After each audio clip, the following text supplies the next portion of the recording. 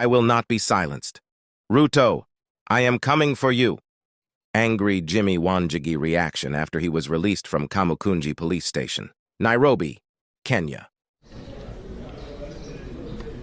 And I want to address William Samoei Ruto here. The courts today have upheld the constitution of this country. And you seem to be trying to live in an era that has long passed. William Ruto, why do you fear me?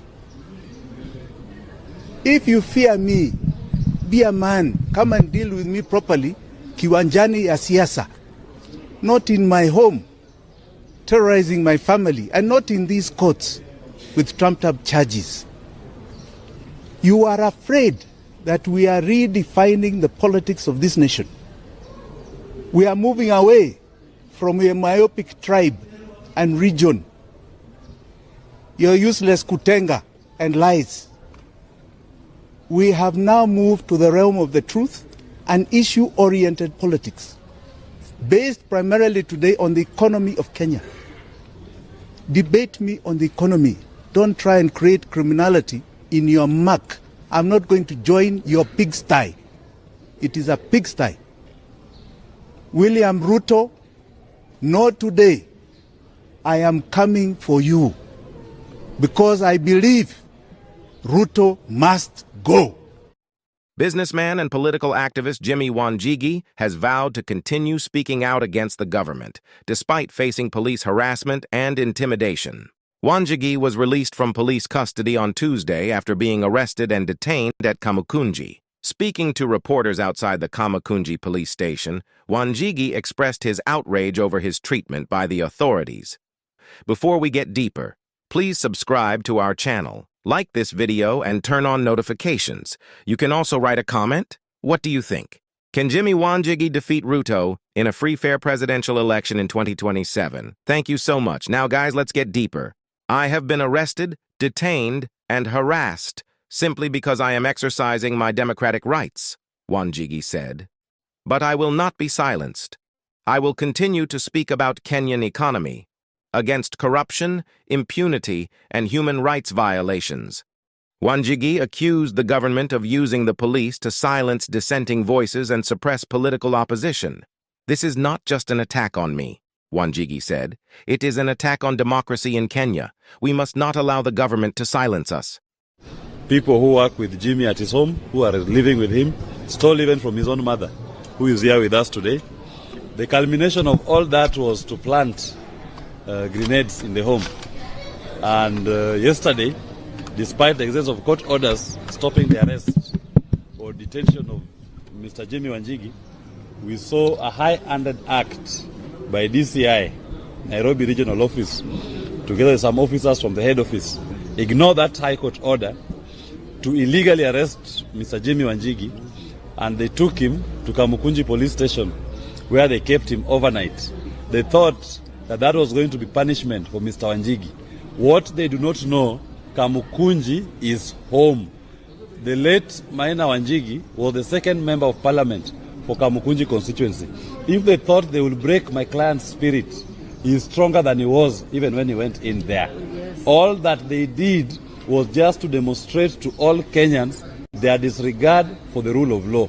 As I told the officers yesterday, when you are ignoring court orders, when you are ignoring judicial processes, where do you think you will take Mr. Wanjigi ultimately? It all ends up in court. They brought him to court today.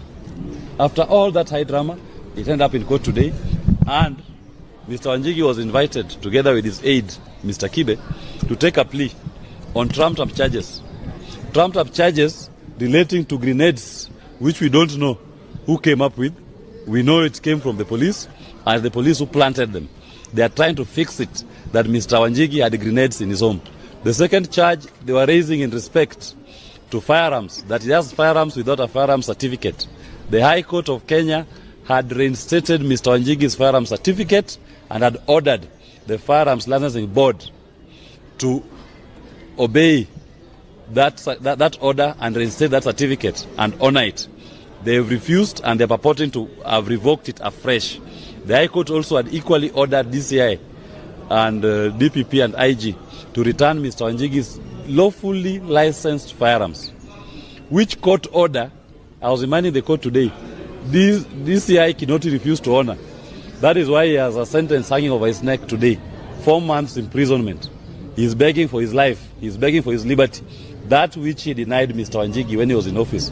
Those firearms were returned by Mr. Min. We don't know how again the same DCI turns around to want to charge Mr. Wanjigi for being in possession of illegal firearms, which were issued to him after a protracted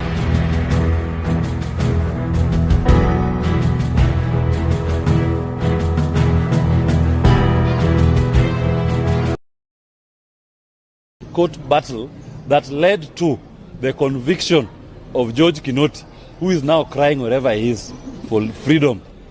He thought he was denying Wanjigi's freedom.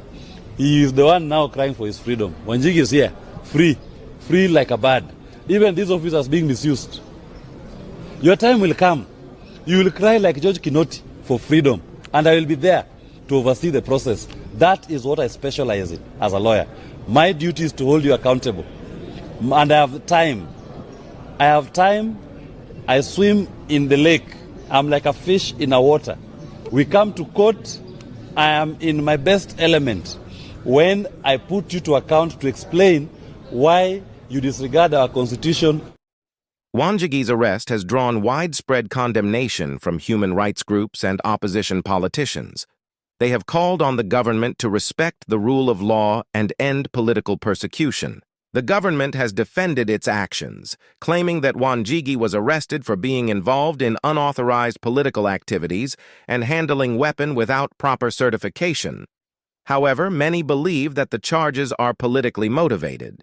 Wanjigi has been a vocal critic of President Ruto government. Those officers who are being misused, please, take your time and understand our constitution. Understand the times we are in.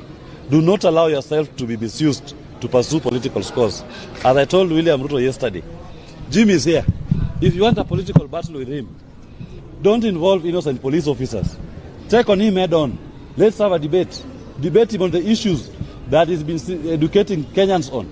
The issue of economy, the issue of debt, the issue of how you are taking odious debt in the name of the people of Kenya, the issue of how our youths are unemployed, how our people are hopeless, how you led to a collapse of our healthcare system. Those are the things that Jimi Wanjigi will wish to debate with you, and Kenyans will make their decision based on who has the best ideas for this country. That decision will not be made in the courtrooms. You are wasting our time and wasting everybody's time by when you keep invading Jimi's home and you keep dragging him to these courts on trumped-up charges. Face your equal. Deal with him as your equal. Leave the innocents. If you fear him, then say so. If you don't fear him, debate him on the issue. We are happy that the court has seen it fit and has listened to our application to defer the plea taking, and a ruling on that will be made on the 12th of September. But in the meantime, we have also initiated contempt of court proceedings against the acting Inspector General of Police, DCI Amin, and Mr. Michael Sang, the one who effected an illegal arrest on Mr. Wanjigi yesterday at DCI Nairobi area. We do hope that we'll get those directions for those 3 officers to appear in court and explain why they deemed it fit to ignore the orders of the Honorable Court. We have also taken out contempt of court proceedings against the chairman, Mr. Rashid Yakub, of the Firearms Licensing Board, and all his other board members for contempt of court for refusing and neglecting to obey and to give full effect to the orders that were issued by the High Court in JR number 46 of 2018 that reinstated Mr. Jimi Wanjigi's firearms license certificate. Thank you very much for coming. Asante sana. Come, I want to get more in front. So we have to move because nataka mama onekane. So we have to move. We have to move. We have to move a bit. Are we ready now? Thank you all for coming. I am not going to speak for very long. I want to be very clear. First, let me thank God for bringing us this far You can see my family here. We have been through a lot of trauma. I want to thank them for standing with me during the last 2 or 3 weeks of what you call crooked Ruto's anarchy.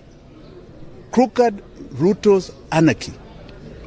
Despite the risks involved, Wanjigi said he is determined to continue his fight for a more just and equitable Kenya. I will not be cowed into submission, Wanjigi said. I will not give up the fight for freedom and democracy in our country. Ruto, your days of blackmailing and intimidating Kenyans are over. You have been using the state apparatus to silence your opponents. You have overstayed your welcome. Kenyans are tired of your threats and empty promises. They yearn for change. Wanjigi's statement is significant for several reasons. Political ambitions. It signals Wanjigi's unwavering determination to challenge Ruto in the 2027 presidential elections. Confrontational tone. Vision of Ruto's supporters. Some of Ruto's supporters may be swayed by Wanjigi's accusations and reconsider their allegiance. Rallying support. Wanjigi's anti-Ruto stance could galvanize support from those who oppose Ruto's leadership style. We have come to an end of this video. Please subscribe to our channel, like this video, and turn on notifications. You can also write a comment. What do you think? Can Jimi Wanjigi defeat Ruto in a free, fair election in 2027? Thank you so much. Let's meet in our next video. Good luck.